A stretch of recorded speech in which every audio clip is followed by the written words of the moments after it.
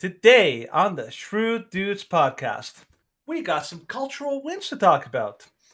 First of all, in Russia, there may be, the Russians may be losing ground, so that's good news.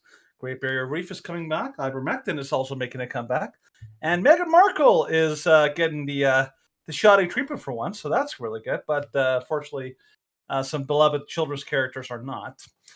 In American news, we're going to talk about how the White House and Kamala Harris, in particular, are going extra nuts this week, and also we're going to talk about some new revelations about the how they're suppressing political dissent. You're going to want to hear about that. We're also going to be talking about some crazy leftists, the lunatic left, and how they are really amping it up because they really believe that they have no consequences to any of their actions.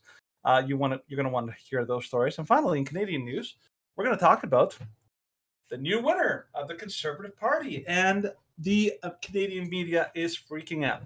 They're going full meltdown and they're going full attack. So that's be crazy. So we're going to talk about that and so much more today on the Shrewd Dudes podcast.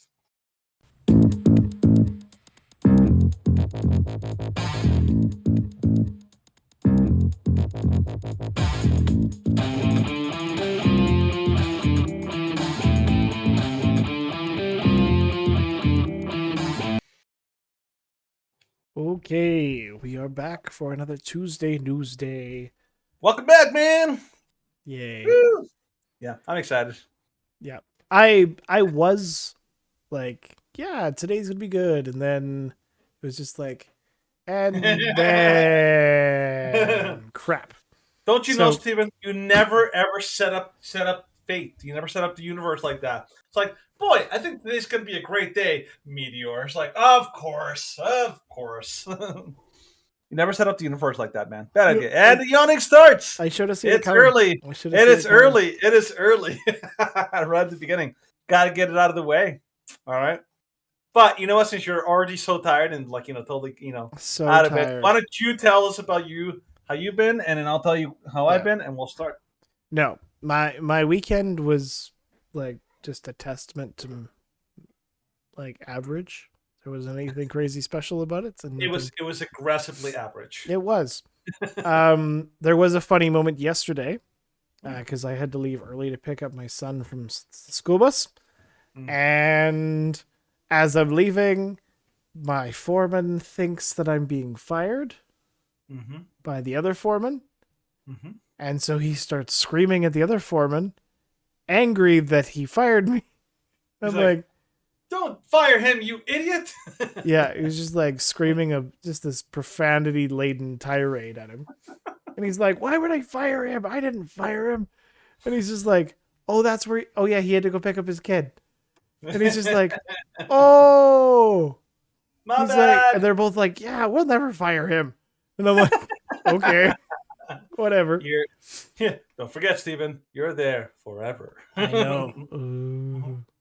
But with that being said, Little Simpsons reference. Hey, what about me? I don't get. Well, no. I'm continuing onwards. Oh, there's more to the story. Well, so today we had our Zoom Boom breakdown. Actually, our second Zoom Boom breakdown in 2 days. And then I learned from my wife that somebody had smashed the window on my van, which kind of ruined my mood. That's a little unfortunate. Wasn't too happy about that because unless I can find it at Pick and Pull, windows are expensive. Yep. Well, you can do you can get that car tape, the one that they advertised on Black Jeopardy. Yeah, that's the good stuff. I could just cover my window in poly like I did on my trip to Edmonton. That would be the way. It is exceptionally loud. And you would never see outside. No, you can't. You cannot see outside. Right. Yeah. But for me, it was good. Like I actually got the chance to go to Sulphur Mountain for the first time, which I was shocked. I've like, how have I never been to the top of this mountain before? It is a gorgeous, gorgeous view of Banff. Probably one of the best views I think I've seen of Banff ever. It was pretty phenomenal. Went with my mom and my mom's friend, and then I also got a cool new purchase.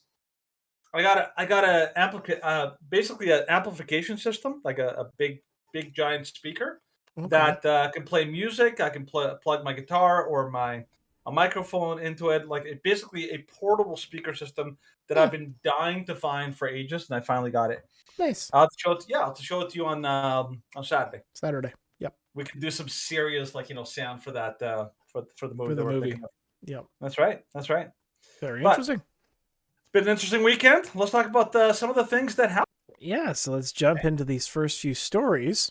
Let's do it. So, first story from the Daily Mail: Russian soldiers are refusing to fight. Vladimir Putin's forces surrender as Ukrainian blitz to push back invaders exposes their weaknesses. We had at the Intelligence vodka. official I says refuse to fight with that vodka. a video on social media shows Moscow soldiers surrendering en masse. Kiev's forces says they understand the hopelessness of their situation. It's hopeless. So, lightning counteroffensives by Kiev last week pushed Vladimir Putin's invaders right back to the border in parts of the northeast of the country, reclaiming huge swatches of territory lost in the early days of the war. You know what's really? I'm glad they didn't use the language, but do you know what? Whenever the term lightning counteroffensive that is used, I always think of Blitzkrieg, and I'm like, I'm kind of glad they're not using the term Blitzkrieg on that because that would be really a little too on the nose because there's so many Nazi sympathizers in the Ukrainian forces. So well, they didn't use that. Go on.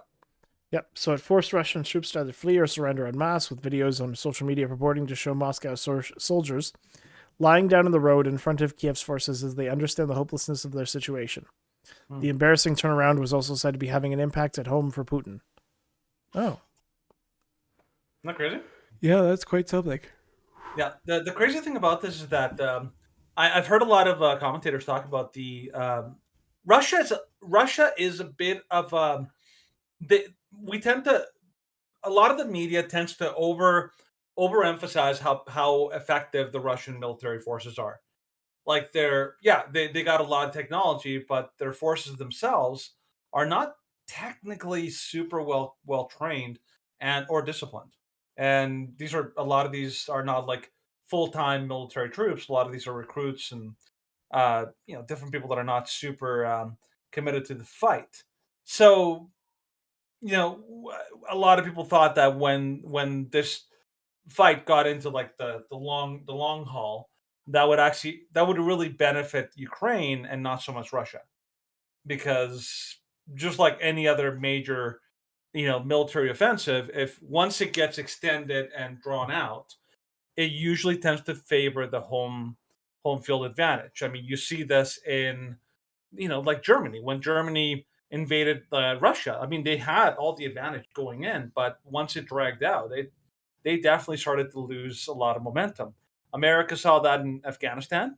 Like they obviously took a ton in the very early on, but once it dragged on, it became a quagmire. And this is ruined so many different battles. Overall, I think overall the longer it went on, the more it would favor Ukraine because most of Mm-hmm. the Ukrainians would be fighting for home and country. Plus, Yeah. they have the international community supplying them with arms, and ultimately they're better supplied and more supported by the people on the ground. So Yep. ultimately, I'm not shocked, but it seems like we're starting to see some turnaround for Ukraine. Yeah. Like it looks like Ukraine may be getting the upper hand in Mm-hmm. this conflict, which is good news. Well, yeah, I can see it being good news. Mm-hmm. The only problem is, of course, is that Vladimir Putin and the Russians feel backed into a corner that Yep. could lead them to some fairly disastrous events. And nobody, well, Even a very, nuclear I bomb, don't right? want to see nukes. Yep. Yeah. I You can't say never. Like it's not like it's an impossibility. But yeah, like right now, there's been rumors about like whether or not Vladimir Putin's on a like if he's sick and he might be on his way out or Mm-hmm. who Yep. knows what. Yep. But it seems pretty unfathomable that Vladimir Putin would use a nuke. Yeah. That would trigger the entire world to kind of It go would into a be it would be scale a wall. disastrous consequence for not just That would be a full Ukraine and scale war. Russia, but the world. Oh yeah, it would be bad. So Mm. Yeah. So yeah, good news. That means that the Russians are definitely like wearing down all the time, Mm-hmm. and potentially some Ukrainian counteroffensives are having some good effects. So maybe we might be seeing like um, hopefully a way out of this battle. Hopefully soon, and that would be good news for Europe because Europe is really struggling right Oh now yeah, their with energy problems Russia. are. Yeah, Well, energy there was problems. there was one woman, and I think it was Michael Knowles who covered it on his show. Hmm. And this one woman's like, we realize that people are going to suffer, and there could be issues with being able to stay warm during the winter. But we have to be concerned about the long-term effects of climate change. And it's just You like, know you know what shut that up, you sounds like? evil wench. You know what that sounds like? It sounds like that scene from Shrek where Count Farquaad, he's like Mm-hmm. saying, "Some of you may die, but that is a sacrifice I'm willing to make." It's like that's basically what they're doing. That's what that lady's saying. It's The like, the some of voice you the may voice die. imitation was kind of meh. Well, I wasn't trying. I was just trying to Some of you may die, but that is a but that is sacrifice that I am willing to make. well, he did it a little more. He had a little more gravitas to the way he said it. Anyways, good news all around. But let's move. Well, I didn't know it was a contest. Jeez. Let's move on to Always a another contest. really good comeback, which is the Great Barrier Reef. Yep. So the barrier reef sees record coral cover, but is highly vulnerable. Okay, this is obviously editorialization by Oh yeah. BBC because keep in mind the BBC has a vested interest in trying to convince people that climate change is a Is big be all end deal, all end of the world. be all end all. So go on. Yeah, so coral is recovered from storms and bleaching events to record levels across most of Australia's Great Barrier Reef, a survey has found. A survey? Oh, like a geological survey. Yeah. Geological survey, yeah. I'm like, yes, we polled They people. asked all the fish. It's like, have you seen more corals? Like, oh yeah, Frank and I just went down there, totally like full of coral. It's like, oh wow, that's good. That's good. Thank you for sure. Yeah, so the reef's Norwell and Central Parks have the highest amount of coral cover since monitoring began 36 years ago, but coral cover in the southern part of the reef has decreased. The new coral is particularly vulnerable, meaning the progress could be quickly undone by climate change. And other threats, officials say. Each year, the Australian Institute of Marine Science, AIMS, surveys the reef's health using aerial surveys and divers slowly towed by boat. After the fourth mass bleaching in 6 years was confirmed in March, AIMS had grave concerns ahead of this year's study. In our 36 years of monitoring the condition of the reef, we have not seen bleaching events so close together. So, bleaching occurs when coral stressed by warm water temperatures expel the algae living within them that gives them color and life. Yeah. So for anybody who's been following the whole the climate change extremists, what they do, or alarmists, like like to call them, they like to pick their little their big picture kind of like uh causes. So like one of them is like the Arctic ice or the Antarctic ice or Greenland ice, and they're like, oh my goodness, the ice is gonna melt. Look at there's ice here melting. Oh my goodness, world. That But now means like there's climate change. yeah. So what was the other one? The polar bears. The polar bears like oh my goodness, the polar bears gonna die. They're You going to know that swim. do you know that there's more polar bears now than there were back when they were calling like polar bear? This is why they don't talk about polar bears anymore because there's way too many polar bears now. It's like they've exploded. The population's gone nuts. As this happens, right? We need to increase seal hunting. Yeah, pretty much. but the coral reef was the rainforest was the other one. Remember, like they talked about the rainforest, like oh my god, the rainforest is we're all gonna die because the rainforest is getting cut down at crazy rates, and apparently the rainforest is back in massive amounts because guess what, rainforest grows back. Anyways, but the coral reef was another big one. What is happening is another domino in the whole, climate change, like agenda has fallen because they said like, oh, the Great Barrier Reef is another example of like something that climate change is proof that climate change is out of control, and they rang the alarm bells because they said like coral doesn't grow back. Once it's gone, it disappears forever. I was like, well, guess what? Coral grows back. And like apparently the Great Barrier Reef is returning with vengeance. So again, this is just examples of what we always knew. that these people can't predict, their selves out of a barn. Yep. They suck at predictions. Well, not only do they suck at predictions, they also suck in regards to determining things that are good for you. I saw what you were doing, but yeah, no, I was like, didn't have that boom. Didn't have that no. boom. Anyway, Yeah. so ivermectin labeled possible treatment 29 months into pandemic. Months after Health Canada claimed its disinformation to use ivermectin to treat COVID-19, the American Health Agency is considering the drug as a possible treatment. I hate to tell you so. So I'll shout it through Cop's hands. We told you so. Yeah, no freaking kidding. I feel better. Under COVID-19 treatment guidelines, the National Health Institute's website lists ivermectin as an anti-parasitic drug that is being evaluated. Evaluated, finally. Evaluated to treat COVID-19. When did we say that ivermectin was a possible treatment for COVID-19? Well, pretty much right at the beginning. I talked about it. Yeah. Well, like the original, I talked about COVID treatments, and I brought up ivermectin in, I believe it was like episode 6 of this show. Yeah. I don't know if I specifically brought up ivermectin. Hydroxychloroquine was the first one. Yeah, it was. That was the one that everyone kind of latched onto early, and then ivermectin came not long after that. Yeah. Yeah. So these, and the funny thing is, like we talked about before, it wasn't even like out of nowhere that we found out later that they knew, like Fauci and a lot of these health officials, they knew that ivermectin and hydroxychloroquine were very effective at treating the previous version of SARS. So they basically said, like, we need to make sure to, to interfere in the use of these things, because they knew it could possibly interfere with vaccines. Because again, the whole COVID thing was not about COVID. It's not about health. It was about the vaccine. That was the whole point. Yeah. So I don't know what else to say. Well, it says how ivermectin works, which inhibits the host important alpha beta nuclear transport proteins, which are a key of intercellular transport. Viruses hijack the process and enhance infection by suppressing the host antiviral response. In addition, ivermectin docking may interfere with the spike protein attachment to the human cell membrane.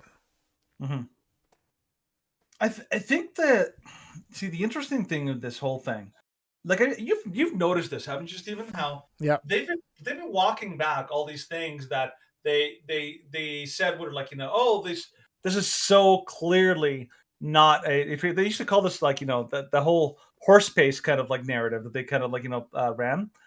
But the thing is, all of these things are, oh, my bad. Like, it's basically the Urkel effect. It's like, did I do that? Did I do that? Like that. One of the most interesting things is this last line, or one of this last segment. So the most recent update to the NIH website is April 29th, 2022, which of course is quite a while ago. In the time since, a new peer-reviewed study involving almost 90,000 patients indicated that ivermectin significantly reduced the chance of hospitalization and death in COVID-infected individuals. Yeah. And of course, it reduced it by 92%. Funny how they'll finally admit that in any way. Well, now it's like ivermectin has been a controversial treatment for 2 years. Well, it's only been controversial because the patent expired and you couldn't make any money off it. So, of course, it was controversial because you couldn't make money from it. Because they made it controversial. I mean, we interviewed that doctor, Dr. Nagase, who was basically fired and completely kicked, out of his profession. That's a doctor, because he had the horrible audacity, the nerve, the cheekiness of actually giving his patients ivermectin to patients, because it's off label, is a thing. And but they did this with ivermectin. They did this with masks. They're now walking back, they're like, yeah, maybe masks didn't work that well. And they also did this with, like, school closures with children. There was an incident this week where Karine Jean-Pierre, the White House press secretary, she basically said, well, we the Democrats, we're the ones we opened schools, rescue the schools. It's like, no, you advocated for their closure. Yes. And now they're trying to like repaint history. It's like you guys were the ones that were like The Democrats the repainted visionary. history. That's nothing new, unfortunately. Yeah, that doesn't happen. Oh my gosh. So yeah, it's interesting. I think it's good news because thankfully, if people do get sick now, that means guess what? You might actually be able to get ivermectin if you do have COVID. And good for you. I think that's good. If I were to get like COVID, like The like COVID. the COVID, the rare reinfection, which very rare with natural infection, my first step would not be the vaccine. It would definitely be Oof. ivermectin. That would be my first step. Anna called me. She said that she might have had COVID, and the first thing I told her, I'm like, "Yep, vitamin D, vitamin C, zinc, all these other things." And on top of that, I'm like, try to see if you can get your hands on some ivermectin because that's probably going to be your Your best best bet. your best bet. Yeah.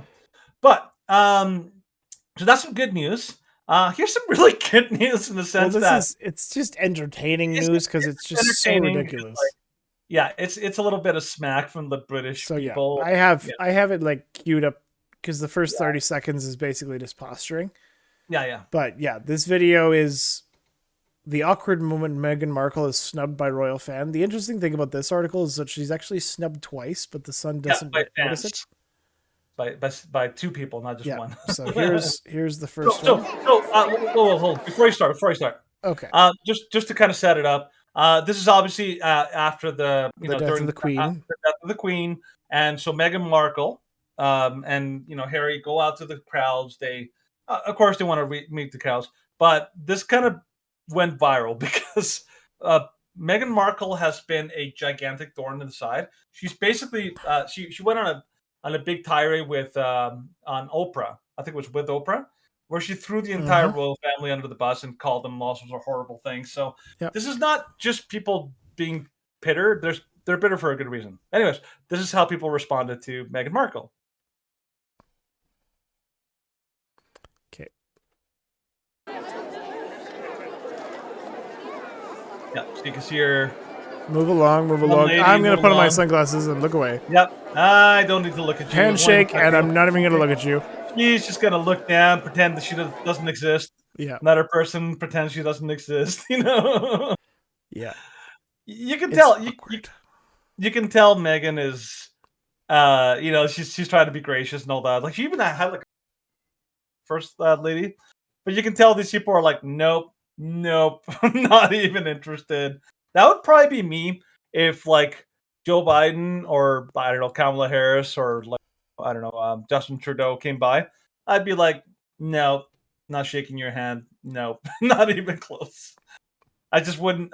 You wouldn't want to because like it shows it's sort of solidarity, but it's like no when the person basically you know basically spits on like the queen and the royal family, and then it's like oh but I really care. It's like, did you Yeah. really?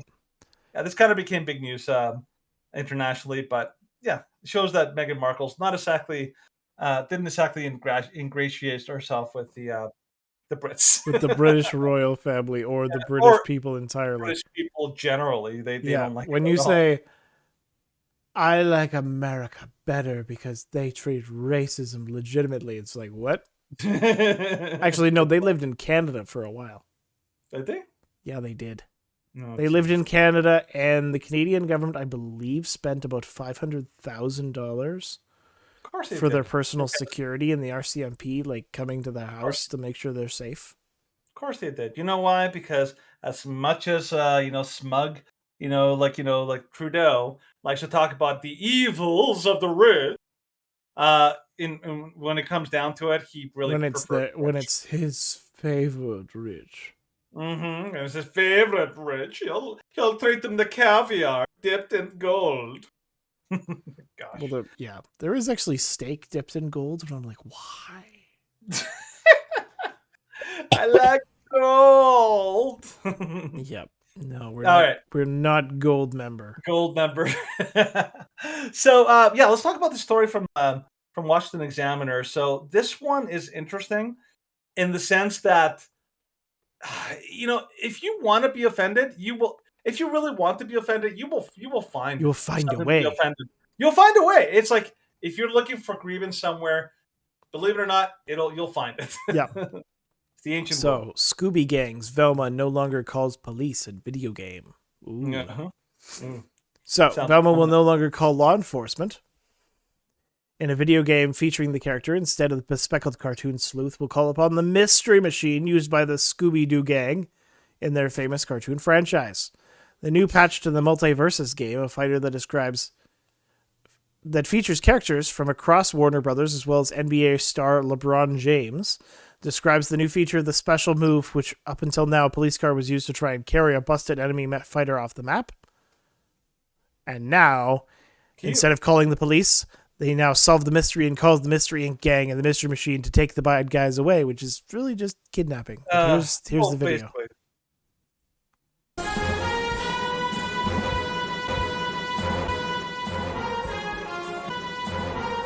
You're in big trouble now! Puff 'em. Let's find some clues! Victory! Well, it's like Super Smash Brothers with the ultimate moves. It is, but I don't know. That animation was a little bit over the top. Oh, that It's was just like, what? I'm like, what the heck was that? Like the cop car comes in and like they don't even Just- get out. just It's like, hops the car, up. It literally like it's like Kirby. It sucks him into Yeah. the car and Mhm. it just kind of flies away. And then it just jumps off the cliff. map, and it was like, Yeah, I was like, what the okay. heck was that? So- But yeah, go yeah, ahead. as noted by Polygon, there was a small petition online. If I click on this petition, I believe that as the last time I heard it, 34 was like 34. It's still at 34. 34. Hasn't changed. Mhm. Which is like, what? You That's like changed this nothing. over 34 people? Yeah. Like I've signed petitions before. Mhm. I remember the big petition that I signed was there was a petition to remove, like, when the mask mandate came into Calgary, Yeah. and the first day, within like 8 hours, there was like 100,000 signatures on this thing. It was massive. And yeah. then change.org was like, we can't have this. And so they removed it. I was like, what, you fascist Mm-hmm. pigs? Yeah, it's like the what was it? Jeremy's not Jeremy's razors, Harry's razors. Yep. They basically like removed their product from Daily Wire Mhm. because of one tweet. Because of One Michael frickin' Knowles. Well, tweet. no, it wasn't even a tweet. Wasn't it? A tweet? It was Michael Knowles going on Candace Owens' show before she joined Yeah. the Daily Wire No. to say that women are not men. Yes, but the tweet is what drew it. Like Oh, yeah, the tweet. like the tweet basically from drew that attention guy. to that. Yeah, the tweet drew attention to that episode, and then so like, hey, Harry's razors, are you sure you want to support this? And Mhm. which is what they usually do, right? They And then, cancel of culture. course, Yeah. the best commercial ever ensued. Yeah, Oh, the commercial for was amazing. Was Oh, phenomenal. Yeah, just so good. Jeremy's razors. Amazing. It's so good. But here's the thing, like with so if anybody actually like if you grew up with Scooby Doo, the whole idea of Scooby Doo is that they go as a big team and there's supposed to be some kind of supernatural thing happen, figure out what it is, and in the end, it turns out that there's somebody basically committed a crime. The whole big joke at the end is that Fred unmasks the would-be assailant, takes off his mask, like it's old Farmer Joe. It's like I would have gotten away with it too if it wasn't for these darn kids, And then And then immediately they're taken away by the police. by the police, which is a good message. Yeah. Somebody commits a crime, off you go. Unmasked. Like, it's okay to decipher the clues Yes. and figure out who the culprit is, but you should not be the one arresting them. You should not be the one detaining them. yes, but in this game, it's like, well, Velma solves the mystery, and what does she do? She calls the Mystery Incorporated gang, and what do? They kidnap them. citizens arrest. Yeah. They perform a citizen's arrest, and it's not just, okay, I'm going to hold you until the cops come. No. I'm going to take you away. Mm-hmm. And I'm not going to say where I'm going to take you because it's going to be a dark place. Yep. and the thing is, this is basically this is what's going on right now, is the modern Marxist movement.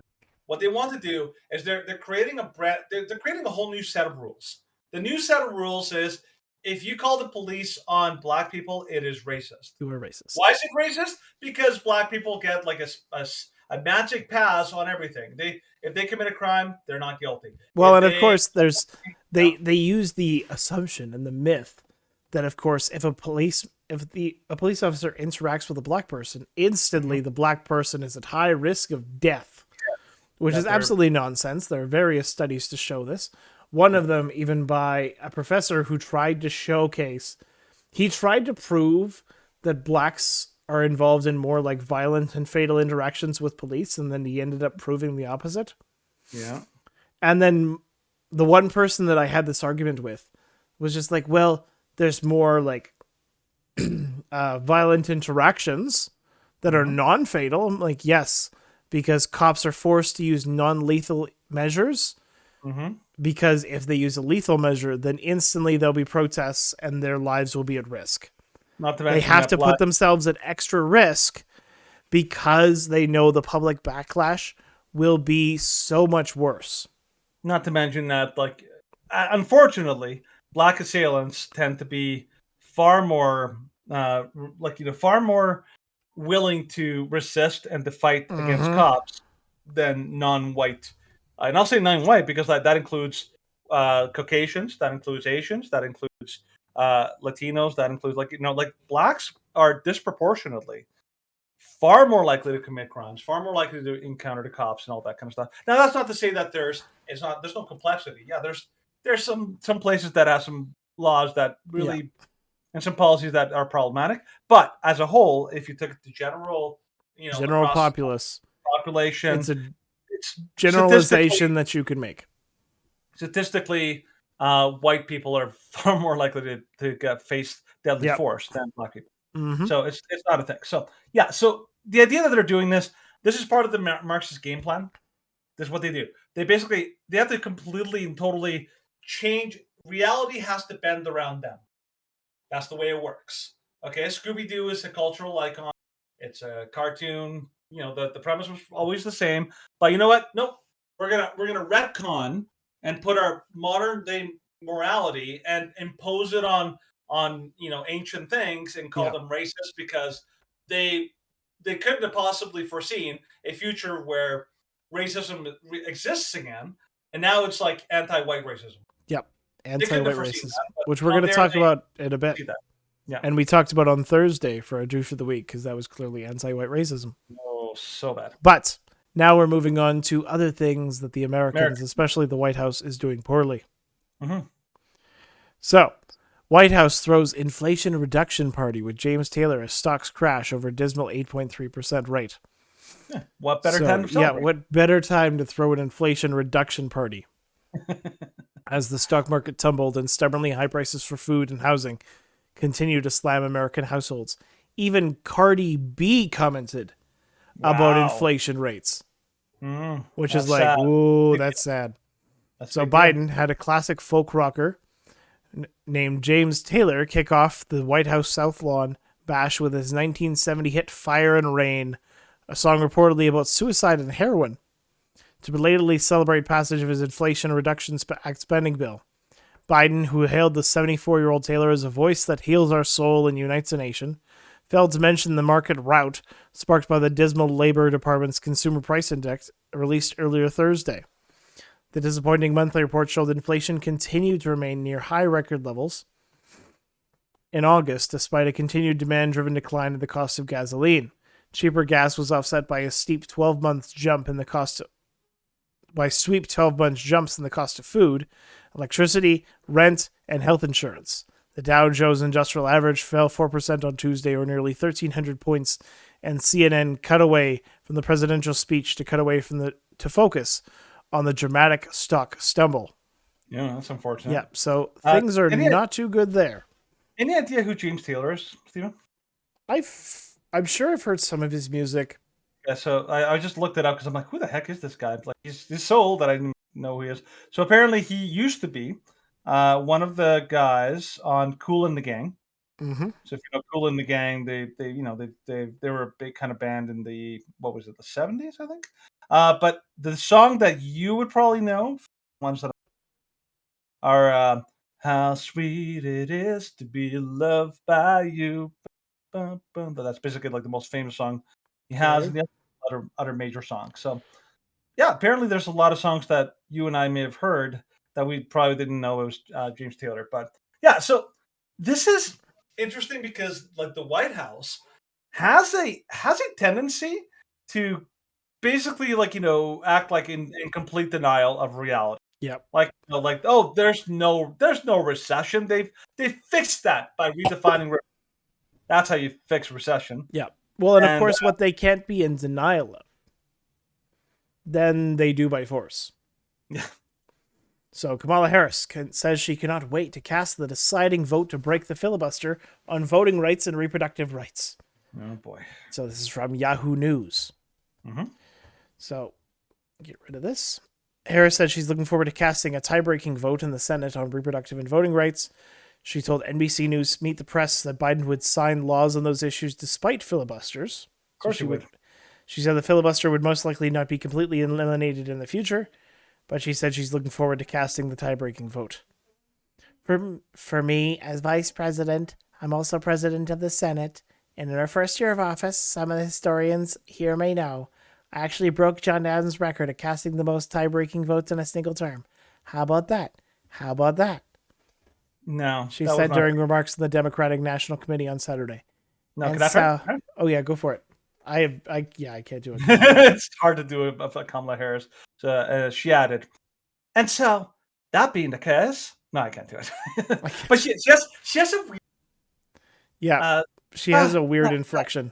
inflection. There's an inflection that she does that's difficult to replicate. Yeah, her laugh is weird. She's like almost demonic. This is the thing. I will just kind of put this into some context. I think it was last week. We talked about the Biden, like the a little Hitler kind of speech that he did. Yeah. I was going to say Hitler. Biden basically called everyone else like semi-fascist. You're all dangerous to the state. You're all authoritarians. You want to destroy democracy. And here are these like Democrats doing the very thing that they accuse everyone else of doing. Yeah. They're like, "Oh, they want to destroy democracy. Like, you're going to get rid of the filibuster, which is a protection." It's like, no, what they mean by democracy is basically us ruling by force, Mm-hmm. like us ruling unopposed. What they want is what Justin Trudeau salivates for, and what he has, but is a majority government. Because here in Canada, if you have majority government, you can pass whatever the heck you can do whatever the heck you want. Nobody can stop you, and it's horrible. It's a horrible system. Whereas the States has protections to stop them from doing so, and they want to do away with them. So yeah. Well, this is what she said. Harris said that President Joe Biden won't let the filibuster get in the way of him signing the Women's Health Protection Act if it passes through a Senate majority vote. Yeah. So you're going to have the proper processes of checks and balances, but nope, you can't let that get in the way of pushing your policy agenda. Stephen, checks and balances. Mad tyrants. They are so racist. How dare you? Checks and balances to power.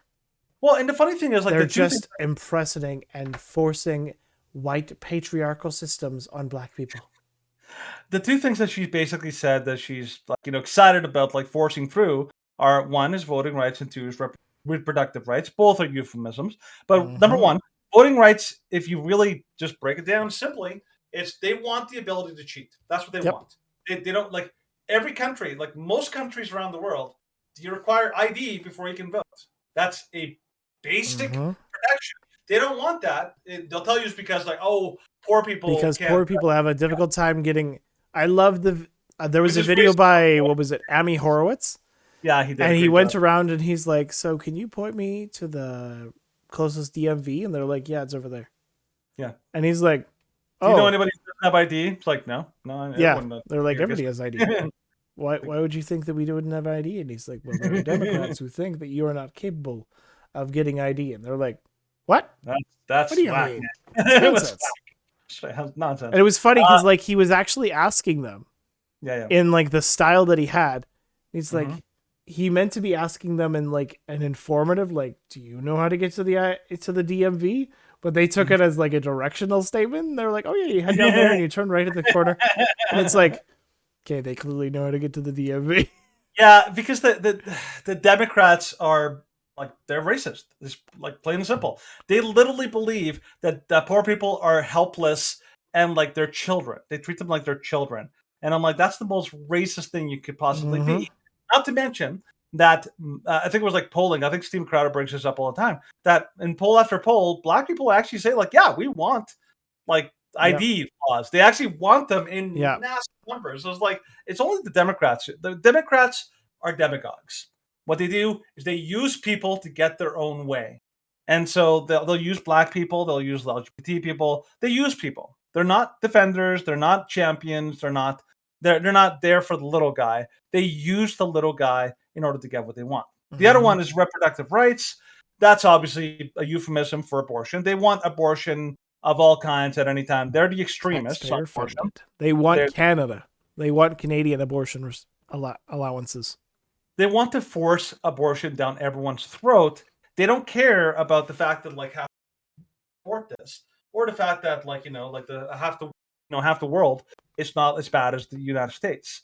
They don't care about what is like they talk about democracy. Democracy is like working together and trying to come up with like mutual ways of creating policy and solve problems. No. It's we want this, and the opposition is like, well, we don't think that that's a good way. It's like, well, that's it. Democracy is broken because they're breaking it. They're the cause. They're opposing the cause of democracy, and it's like, no, we are literally trying to say this is not an appropriate way of accomplishing your goals.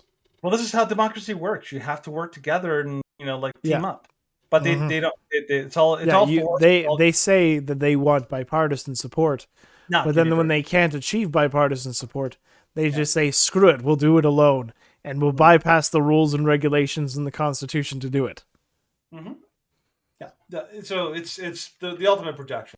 Oh, it is the ultimate protection. But talking about bypassing the rules and regulations in the Constitution to achieve things. Oh boy. Let's talk about this whole thing with the DOJ subpoenas. Political purge. Yep. Full-blown political purge. Tucker Carlson obtains DOJ subpoenas targeting Trump allies. So on Monday, he obtained the Attorney General Merrick Garland's wide-reaching subpoenas demanding dozens of allies of former President Donald Trump hand over all their communications related to any claim the Vice President or President of the Senate had the authority to reject or to choose not to count presidential electors. Mm-hmm. So the show has obtained a subpoena from the list, and what it demands is both unlawful and without precedent in American history. The subpoena claims to be investigating any claim that what we just said. Now keep in mind that any claim you make as an American citizen about electors, any claim you make about American politics, is protected explicitly under the First Amendment. That's our core freedom. That's why we live here. That's why we're proud to be Americans. That's why so many American servicemen died protecting our country. There's our freedoms that they fought to preserve. That's why nobody prosecuted leading Democrats in 2016 when they sought to reject electors for Donald Trump. Right. Which they did. And they asked, some prominent Democrats said that they should be, they bribe electors. They actually offered them money, which is illegal. Yes, it is illegal. Mm-hmm. Whereas what Trump supporters did was this is the vice president's power.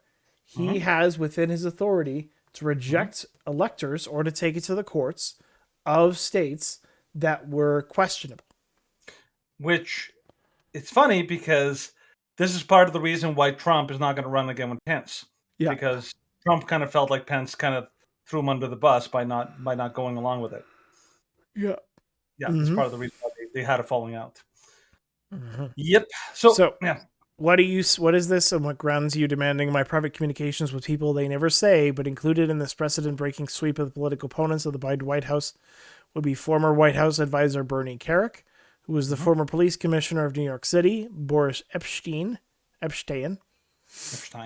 who is the current attorney for Donald Trump. At no time in American history has been okay to grab the personal communications of someone's lawyer, because those are privileged. That's basically one foundation of American law.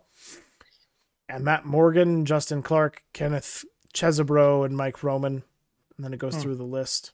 Here, why don't you go, Stephen? Go to the Daily Caller story and play the video a little bit, so you can kind of see some of Tucker Carlson's little monologue. because this basically is the weaponization of what should be an impartial system. Yep. No, let's Give get me an ad, isn't there? It's going to be an ad. I didn't get an ad. How come you getting all the ads? I don't know. Maybe your Brave is not as brave as mine.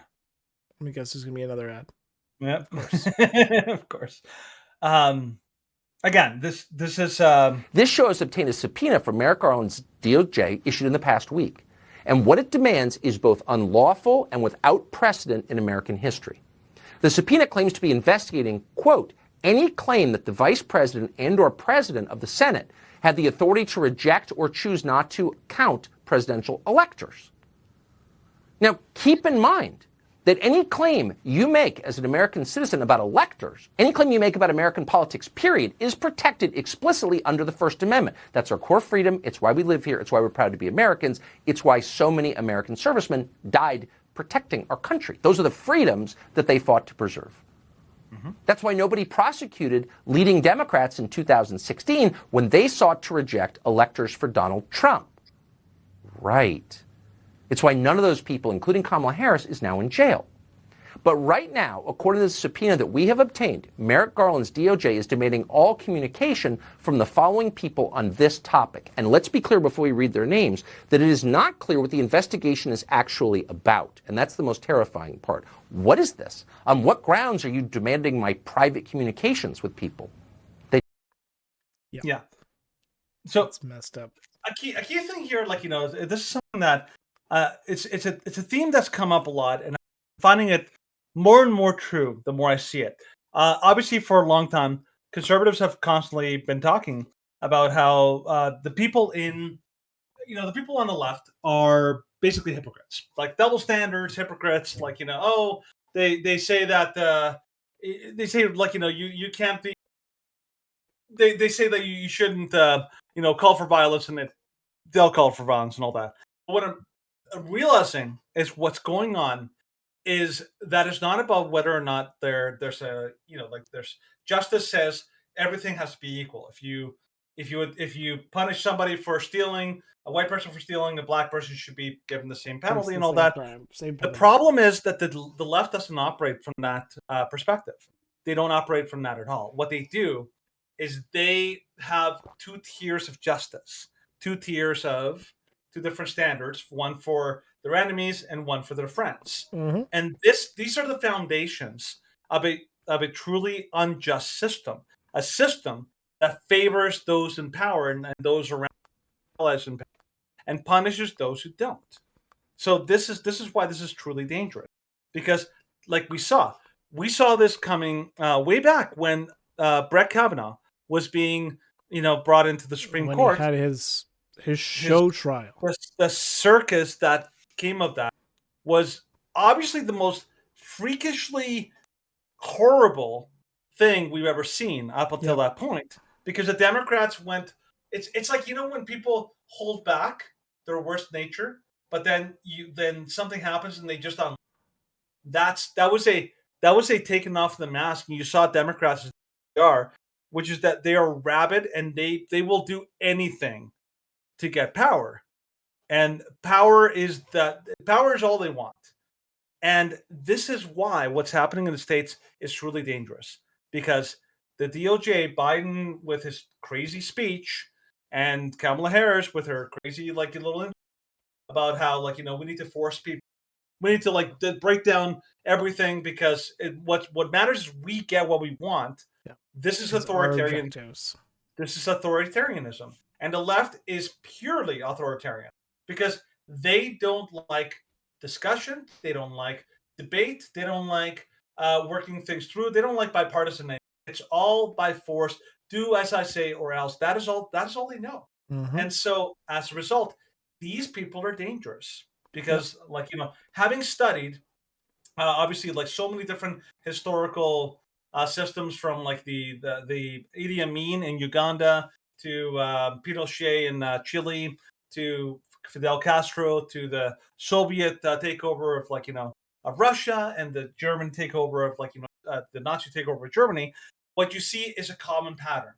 Everyone who takes over, they absolutely hate any kind of any dissent. Dissent is crushed. And it's all about power. It's all about get in line or else you're off to the gulag. You know? And well, and of course, these we'll are the dive people- into that a little more when we talk about our Canadian issues. Yes. But these are the people, this is the mindset that they follow. So these next couple stories, we'll see that mindset. They believe everything they do is absolutely justified because the ends always justify the means. It's always their MO. So watch this with this story here. So, breaking. Project Veritas exposes NYC middle school teacher who tells students to throw bricks at those with opposing views. Oh, see? So, a new video from Project Veritas exposed a New York City middle school teacher for encouraging her students to join in violent left-wing protests by throwing bricks at people on the other side of the political aisle. As part of their series exposing liberal bias in academia, the secret curriculum, Project Veritas took to the NYC Department of Education, where they uncovered English teacher Ariane Franco's shocking views. So, you gotta go out to the people who it's not directly affecting. Yeah, if you're gonna throw a brick. Yeah. At the people that I can actually do and look at that change. Yeah. We spent, I think, like a good 2 months. Based on like how are they organized, like what's their purpose. My kids, we don't stand up for the police. Our undercover journalist met up with middle school English teacher Ariane Franco. And protest. Yeah. How to do a protest. Like we spent, I think, like a good 2 months. Based on like how are they organized, like what's their purpose. Yeah. You know, like the ones that worked, what did they do? Being loud. Oh, what's that? Being loud. Yeah. This is what I told my students. I was like, guys,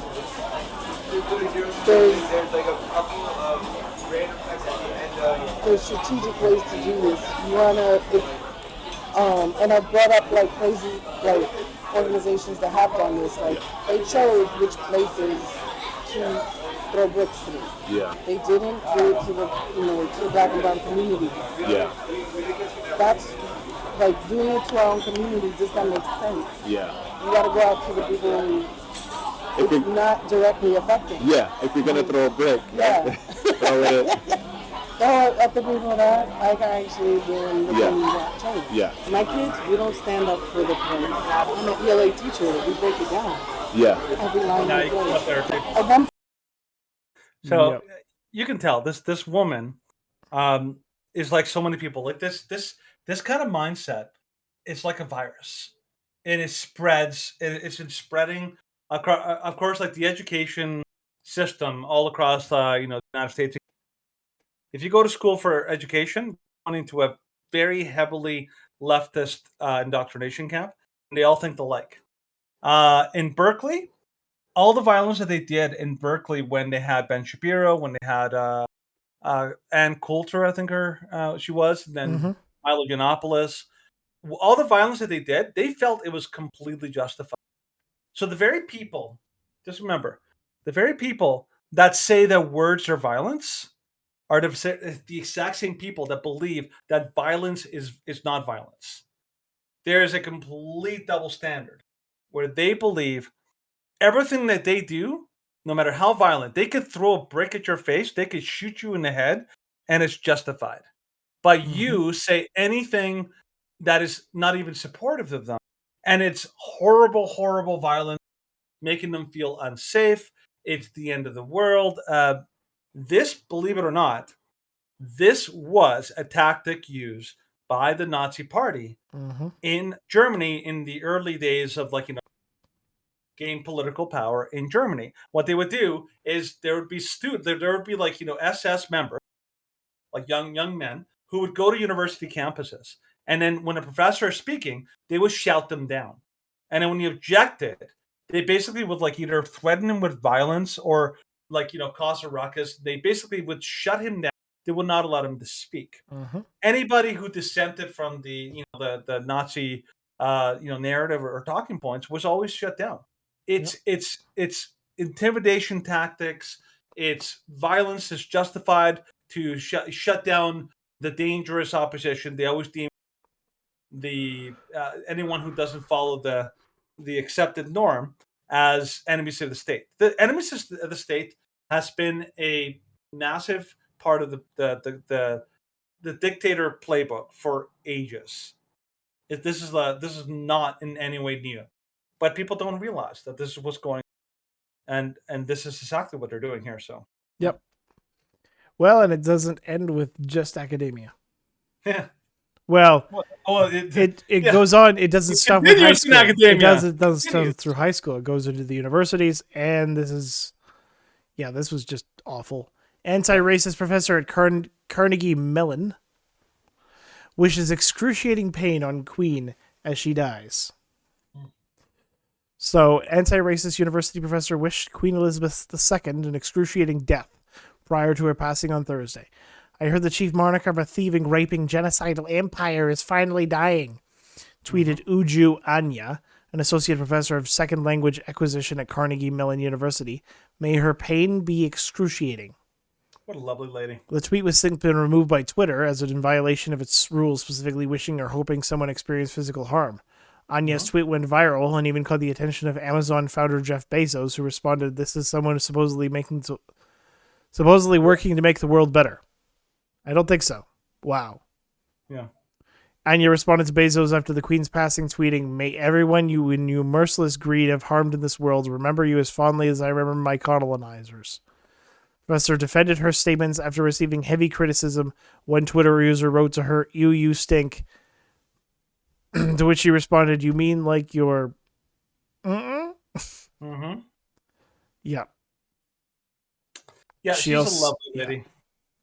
I'm not wishing her dead. She's dying already. I'm wishing her an agonizingly painful death like the one she caused for millions of people. She didn't. She's a figurehead, you evil woman. Yeah. It's the usual...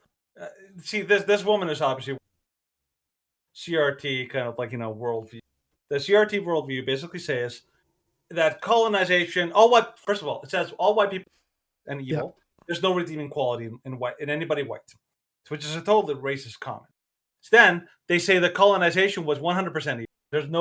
There was no good and bad about colonization. It was all bad. Yeah. Like, despite the fact that white people were not the first colonizers, were only colonizers, nor was colonization. And whites were not the first slavers. No, it was actually interesting that there's a movie coming out now called The Woman Queen. The Woman King. The Woman King. And that tribe in Africa. Yeah, the tribe in Africa that actively engaged in selling other African slaves. Yeah, and owned their own.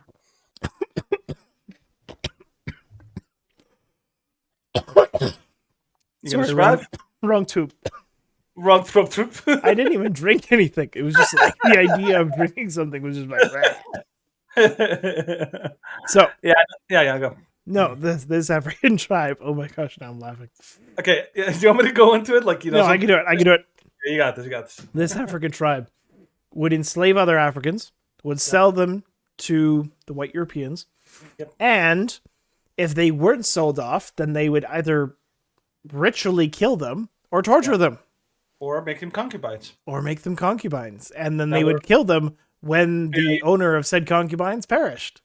They would be buried with the... this tribe was awful, and doesn't even... What they did is so much worse than what the Europeans did when they came to Africa. Yeah. It's the same old trope that... And this goes right back. Just think about it simply. What did people believe in the 1800s? Well, what were the racist beliefs? White people were inherently good. Black people were inherently bad. They believed all sorts of ridiculous things about black people. They believed black people were dumb. They couldn't read. They were too dumb to be educated. They believed black people were close to monkeys. And basically, all they could do was manual labor. They couldn't actually be productive. And they believed really, really crazy things about black people. And they believed that they were superior, that actually they deserved to be where they were. This is the exact same thing. Now, they don't believe this. This woman doesn't believe that's true.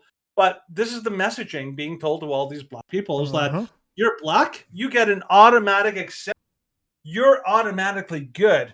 And it doesn't matter what you say or do. You are always the good guy. Always. That you could literally murder a white person in the street, stomp on their dead body, and piss all over them. And then not only will be a hero. you'd be like let out of jail immediately, but you'd also be like, like, hey, it's all good because you're the victim. You're the victim.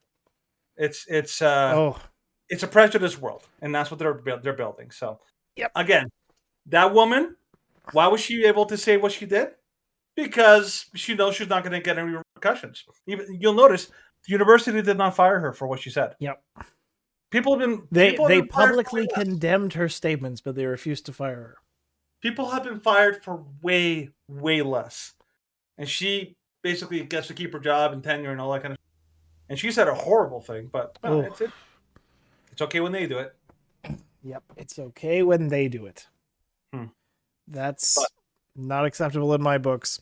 But speaking of things that are not acceptable in my books, so CNN, ABC, ESPN promoted Duke volleyball player's racial slur story, quiet on developments debunking the claim. Witnesses and footage from ongoing investigations undermine Rachel Richardson's claims. And I was actually reading an article earlier that was like saying, oh, she couldn't have made it up. So, controversial involving a racial slur allegedly being directed at a black college athlete captured the attention of national media, at least until her claim faced further scrutiny. Duke University volleyball player Rachel Richardson went viral after she claimed that a fan from Brigham Young University hurled the N-word at her. The Mormon University, by the way. Throughout the entirety of the match between the two schools. Her in-the-moment allegation led to an immediate removal and permanent ban of the suspected BYU fan, who was actually a Utah Valley University student, and BYU issued apologies to both Richardson and Duke University. Her claim was never corroborated. In fact, it was discredited. BYU Police Lieutenant George Bessendorfer told the Salt Lake Tribune that his department reviewed surveillance camera footage of the alleged racist fan from the game, telling the paper, when we watched the video, we did not observe that behavior from him.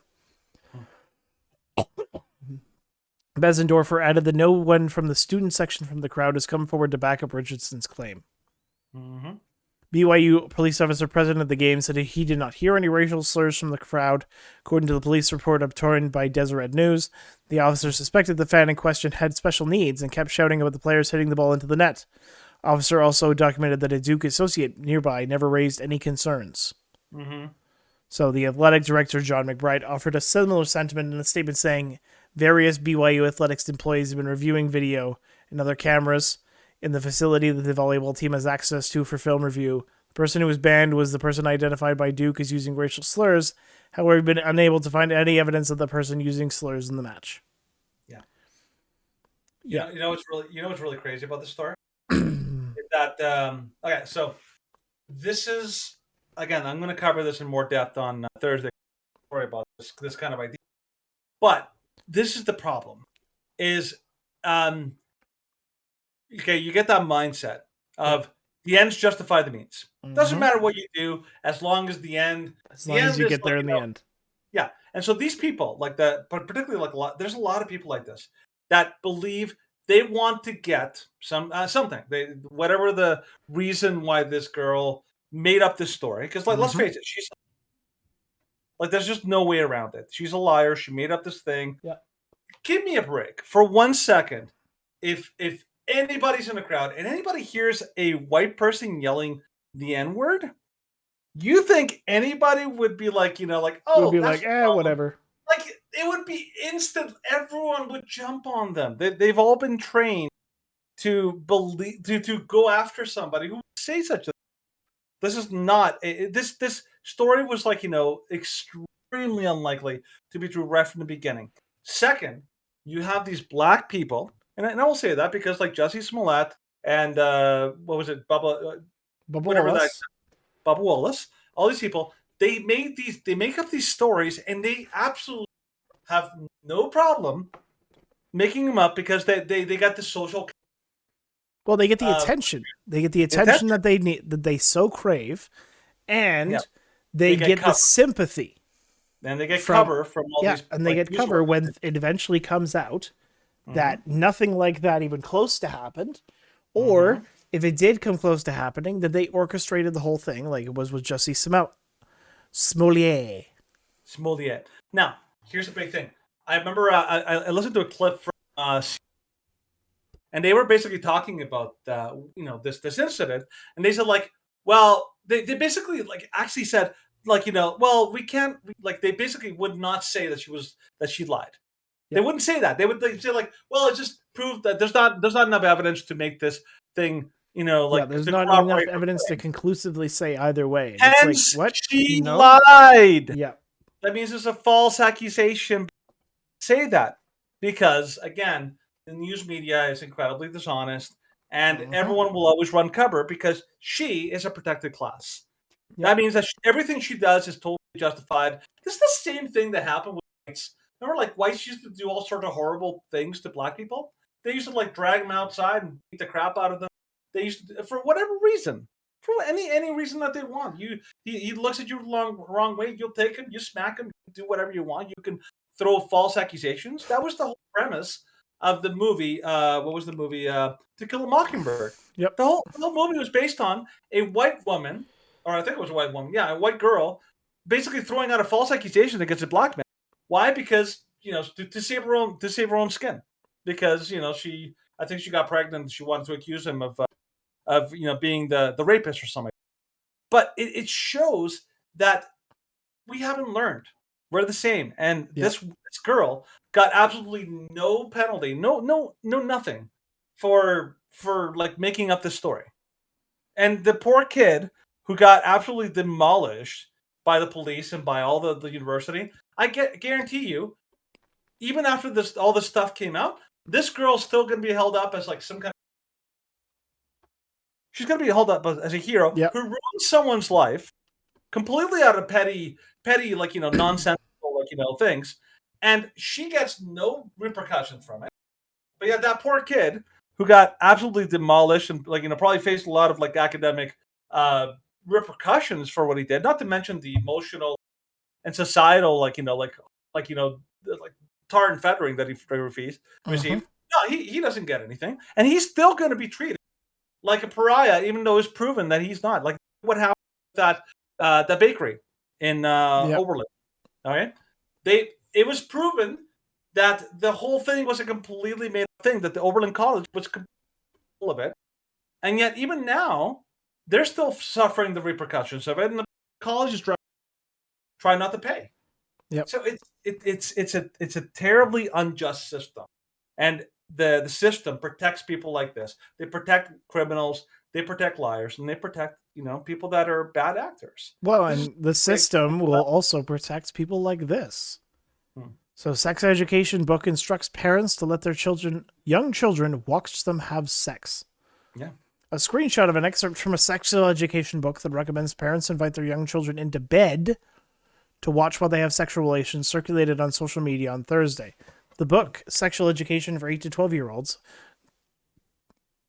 Kids Book for Good Parents, reportedly written by Anna LeBlanc, was removed from Amazon following dozens of one-star reviews and comments from readers who were disturbed by the book's content. Courage is a Habit, an account dedicated to creating tools and strategies for the average parent so they can defend their child from indoctrination, shared screenshots to Twitter of the book, which immediately went viral.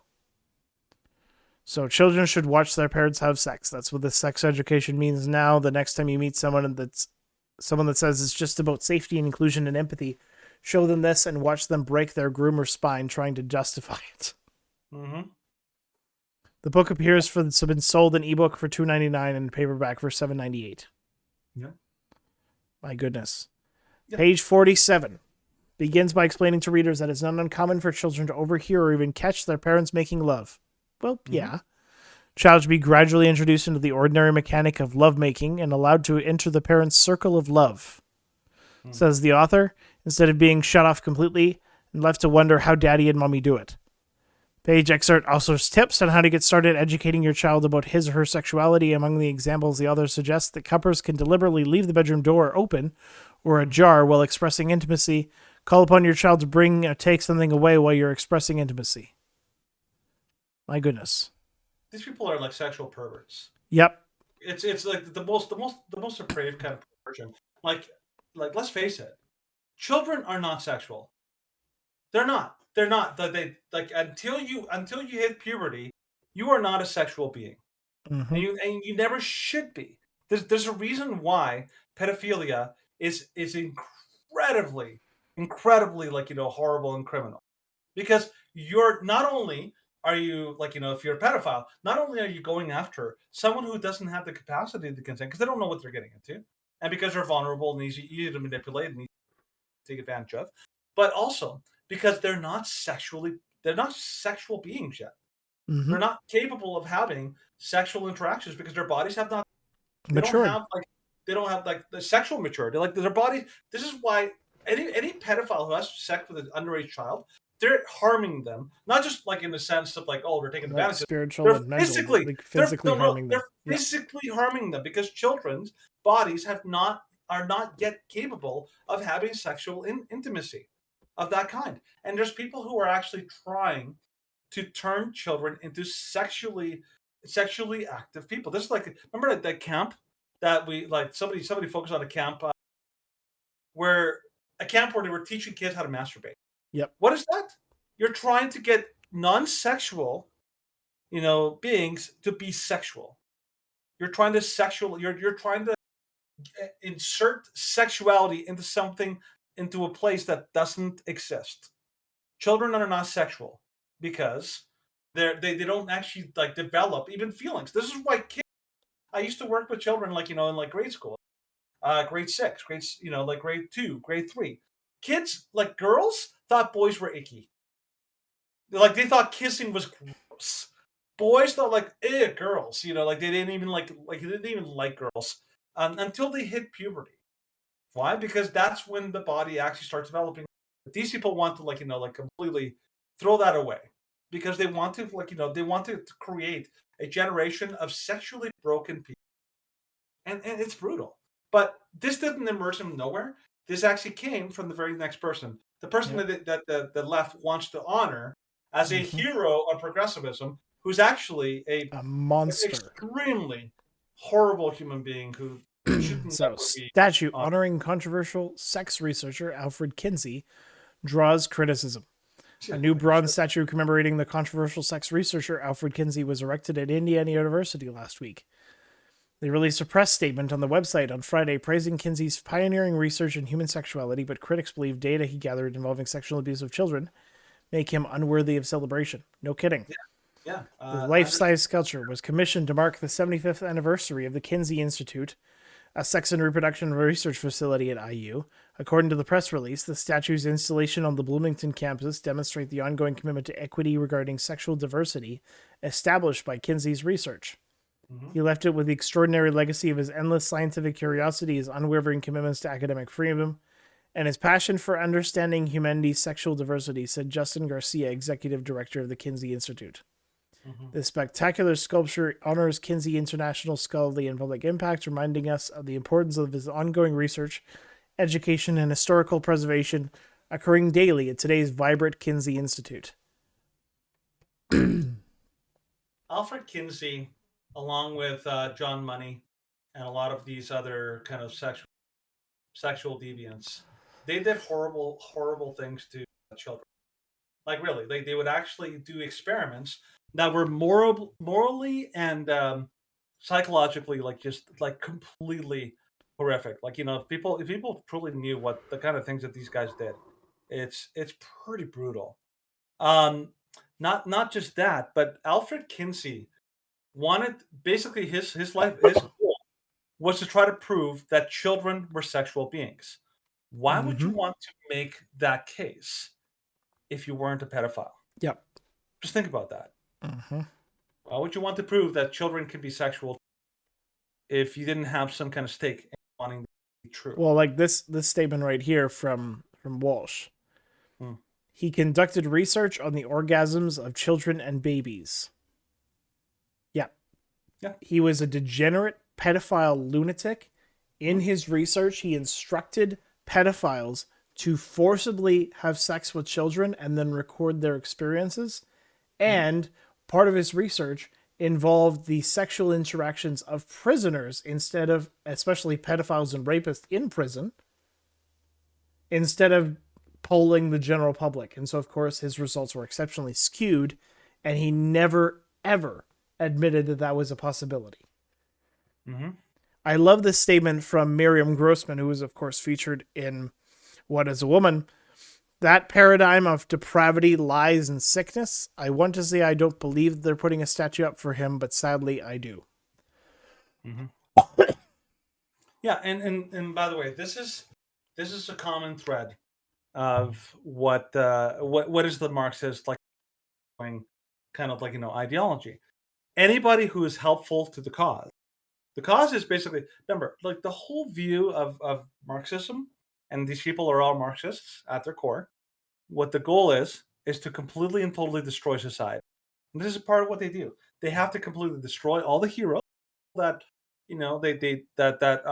that make people proud of their heritage, and they want to create their own heroes. And their heroes are the people that helped the revolution, that helped their cause. And it doesn't matter whether they're good or bad people, as long as they were helpful in accomplishing their goals. This is why George Floyd was honored.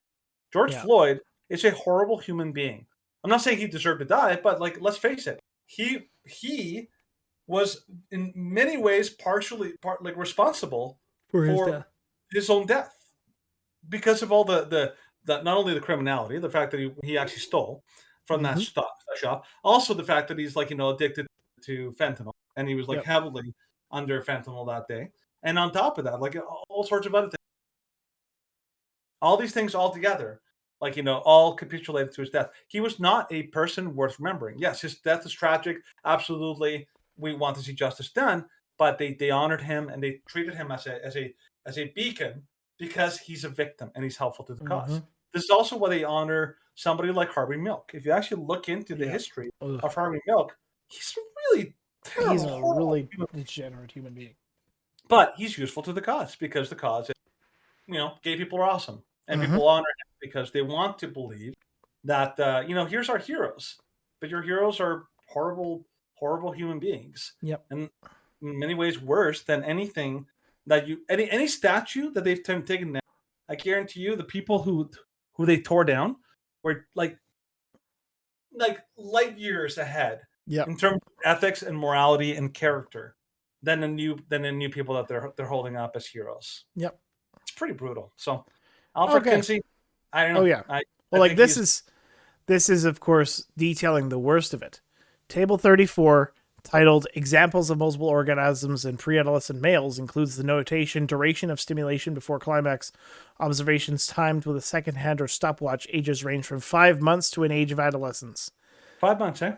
Yep, so some believe the data collection would only be obtained by direct observation or participation in child abuse, mainly because of the mention of stopwatch or second hand on a clock to record the time it took for each child to reach orgasm. Of course, the Institute reportedly has denied these claims on their website. Kinsey did not carry out experiments on children. He did not hire, corroborate, or persuade people to carry out experiments on children. BS! Yeah. If this is what they're recording, then he's either an active participant or he encouraged it himself. Mm-hmm. So apparently they say that it all came from not experimentation, but from a single pedophile who kept a diary. I don't believe that for 1 second. No, I mean, you have to remember. How do I put it? You know how, like in Islam, I don't know what it's called, but in Islam, there's a principle that says it's okay to lie to your enemies, if it and like to say like, oh yeah, I'll to break your word because Allah is okay with that because it's all for the cause. The left has the same policy. They don't care about lying. They'll lie to you 10 times from 2. They'll lie to you once because they don't care about being honest. So the fact that these people are saying, "Oh no, he's a good guy," I'm like, yeah, I don't believe it for a second because you can't trust liars. And unfortunately, leftists have a penchant for lying. They're prolific and they're pathological liars. Yep, that's what they are. That's what they are. And they will do, and we've gone over this many, many times, they will do anything and say anything as long as it pushes their narrative, despite what any of the data or facts may be. Yeah. And now let's talk about how they're doing that here in Canada. Yeah, they're doing that in the reverse to attack Pierre Poilievre. So, mainstream media slamming Poilievre before CPC results come in. So, even by the announced, the mainstream media is in overdrive trying to disparage veteran conservative MP Pierre Poilievre, who is expected to be the crown leader of the federal Conservative Party. He was. He was, yeah. So I'm struck today by how Pierre Poilievre will likely emerge tonight after campaigning to defund the CBC, while the public broadcaster shows us, and during times like these, precisely why it is valuable, tweeted Althea Raj, a panelist for the CBC. Oh my gosh. Okay, Toronto Star also joined. Yep. I just need to throw this in, just in case anybody wondering. CBC is it literally survives only on substance. Nobody watches it. The advertisers are fleeing from it like crazy because it can't sell anything. And people all over the country have completely lost all faith in CBC. Yeah. CBC is basically a corpse, and are keeping it alive. So don't believe that. The idea that it's like, oh, it's so important. I'm like, no, it's not. Yeah. So another Friday article from the Star framed Poilievre as trying to steal the Labour vote. Meanwhile, the left-leaning media, the Global Mail, ran a piece titled "The Polarizing Pierre Poilievre." Yeah, so in this tweet, Trudeau, unvaccinated people are often misogynist and racist. Poilievre, what a disgraceful thing to say. Pundits, why is Pierre Poilievre stoking anger? It's true. So, yeah. And, of course, in this article from the Toronto Star, Pierre Poilievre needs to cool down his anger before someone gets hurt or worse. No, his angry mob. Angry mob. Sorry, it was covering with my phone. Mm-hmm. A conservative leadership candidate has worked the Donald Trump playbook to perfection, pandering to the Freedom Convoy and emboldening radicals. This was, of course, on September 1st, and he didn't get elected until September 10th. Yeah. But you have to remember, this is what they do. And particularly, one thing I find really interesting is that they can't actually come up with an actual attack on Poilievre. And so the only hope that they have is they have to like compare him to Donald Trump. Because they believe like that is the only approach that is the only angle they can pull off. Because Poilievre is a rock solid ethical man. They can't come up with any like, attack on him, anything. And so they basically have to rely on making up a straw man. That is all they got. They have to compare him to Trump, even though he is nothing like Trump. Yeah. Like nothing. Even his policies. Yeah, you can go on to the next. Yeah. So finally, of course, that it wasn't just the media. It was Trudeau. Trudeau says Tories down path of amplification of anger and misinformation. Yeah. Politicians face a very simple choice. Do you allay these fears and empower people and show them how we're going to build a better future, or do you amplify these fears for short-term political gain? Oh, he's talking about himself again, isn't he? Yeah, Trudeau was asked on Monday whether or not his decision to run in the next federal election will be affected by the Conservatives' elected Pierre Poilievre as leader this past weekend. I think we're seeing a rise of various form of populism based on anger and misinformation and disinformation all around the world. No. Like Trudeau's much more like, I know.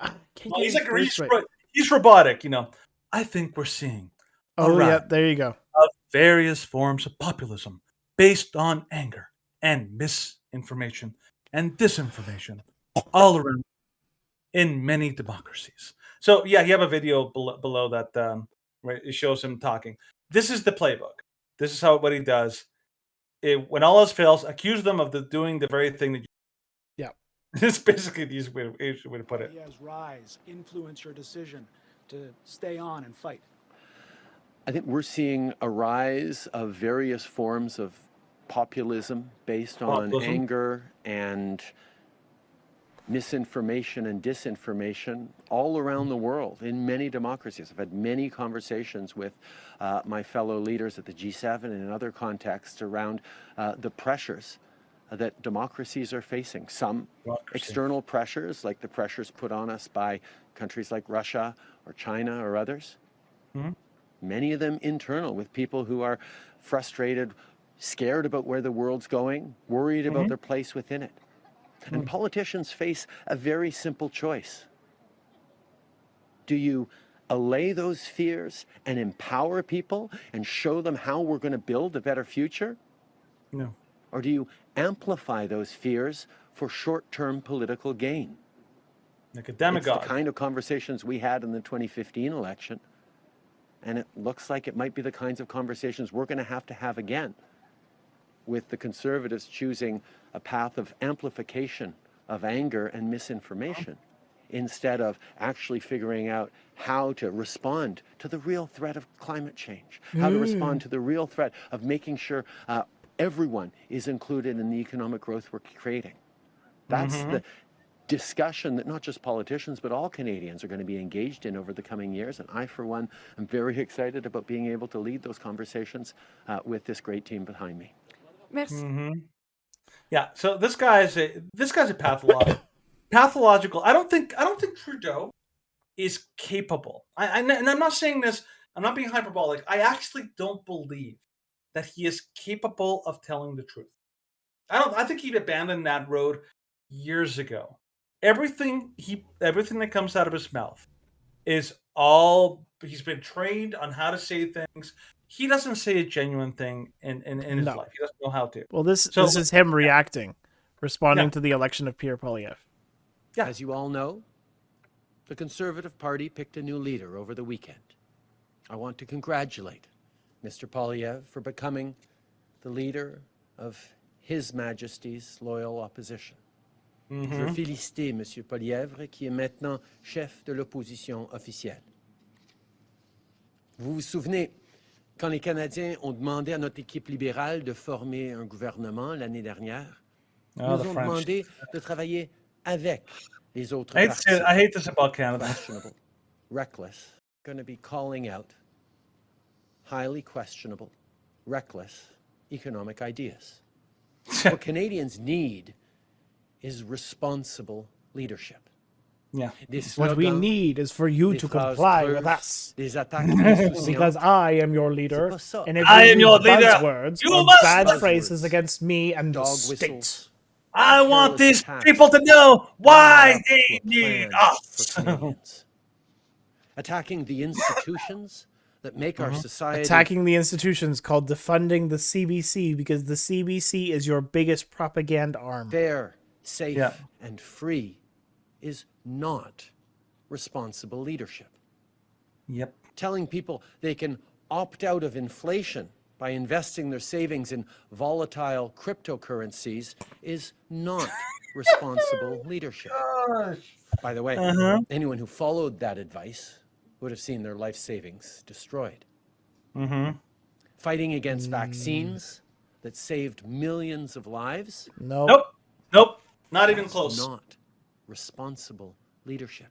You are more responsible for more deaths the support and investments that have helped save jobs, businesses, and families during the pandemic?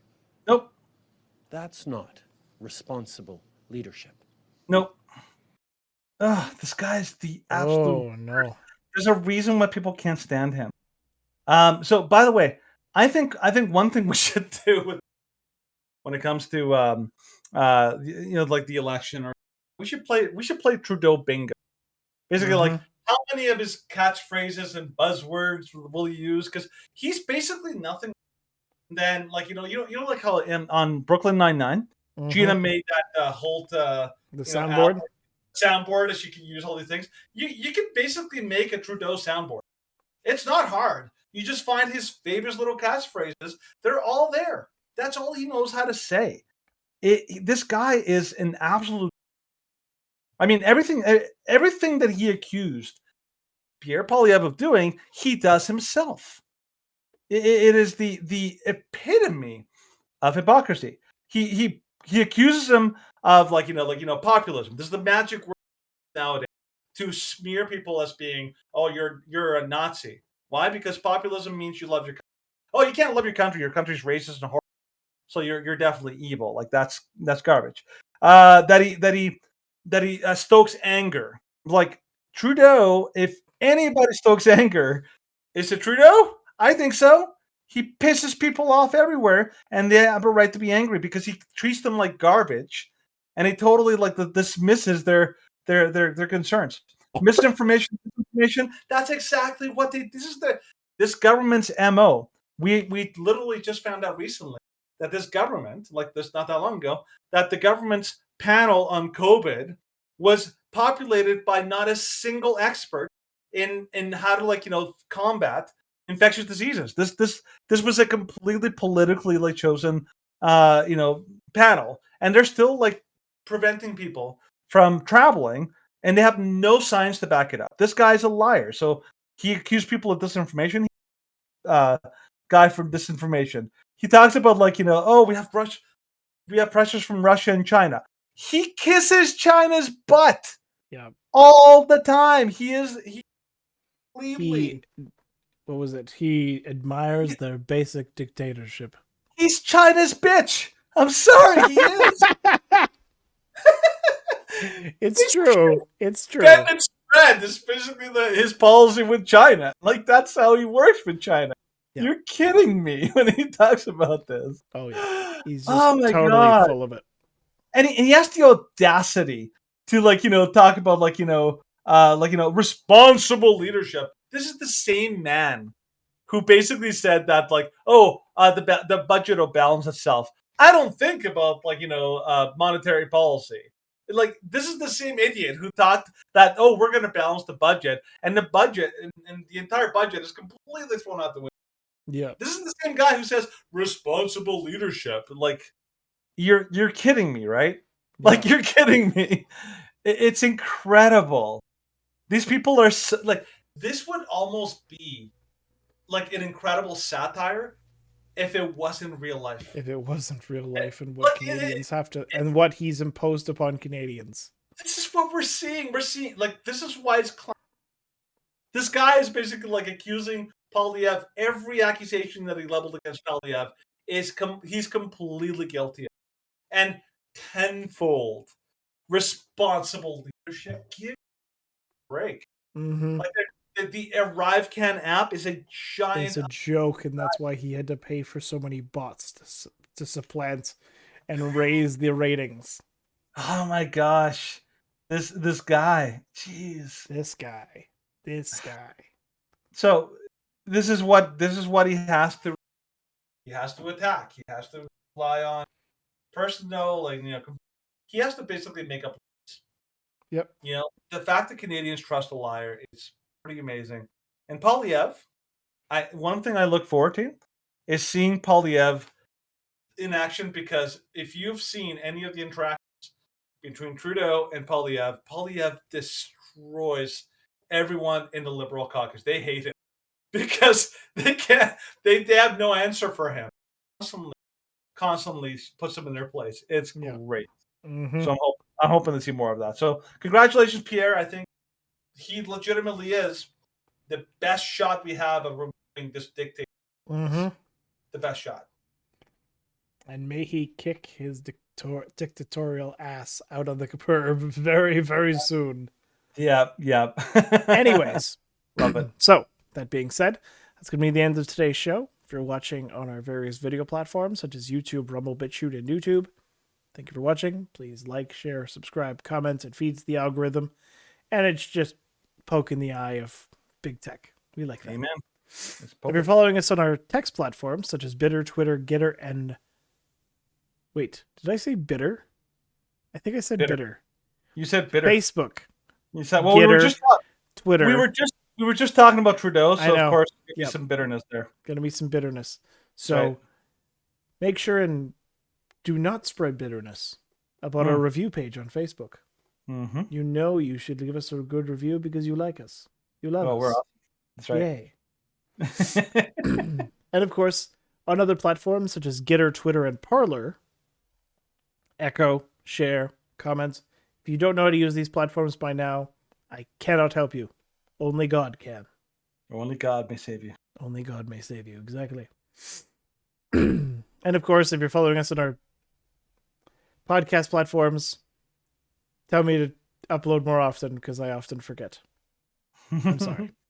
It's just not a crazy priority for me because I have lots of other things going on in my life. You're a busy man. I know. So, we will see everybody on Thursday for our regularly scheduled live stream, which of course now is only on Facebook and Twitch because our multi-streaming platform has limited us to 2 platforms. It's expensive, man. Check us out there. Comment on Twitch. We'll engage with anybody who comments. It should hopefully be lively and fun. Always try to be. So, we'll see you there at 8 p.m. Mountain Time. And until then, as always, God bless.